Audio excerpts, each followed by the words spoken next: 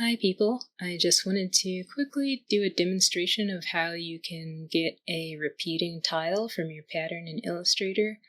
Oftentimes I see when people are exporting their file to upload somewhere else, they just use the whole tile, like they'll make something like this, and then they'll just export it like a really big file. But there's an easier way to do that, which would be to actually get the piece that repeats. So this is a repeating tile. So if I go and I open up a Photoshop file, for example, let me open up Photoshop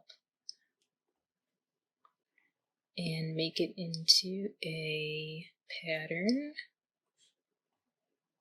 And then I make a new file and do a new fill layer and select it and then scale it down a little. You can see there are no seams. So to do this, let's go back to Illustrator, and I've already done it here, but I'm going to do it again for the tutorial. Over here I have my swatches menu. I already have my tile, so you just drag it onto the canvas, and you can see this border around it. The more complex your pattern is, the harder it will be to see this, but it is there for every pattern that you drag onto your canvas. Create a new artboard, and I'm going to go outside of it. I'm going to drag the corner to match here.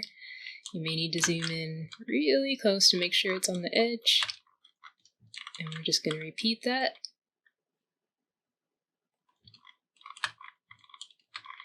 And one more time here. And if you find that you're not able to snap exactly to that path, then you may need to go look under view and make sure that your snap to grid, pixel, and point settings are off, because if it's snapping to one of these, you won't be able to snap it to the edge of your canvas. So what I usually do is I just name my artboard something like tile, but I already have a tile, so let's make this a different color. I'll name this tile green. And we'll just copy this over and make it green. Ew, that's kind of ugly. And it's okay. Okay, so now we're going to export this, and we're just going to use the third one.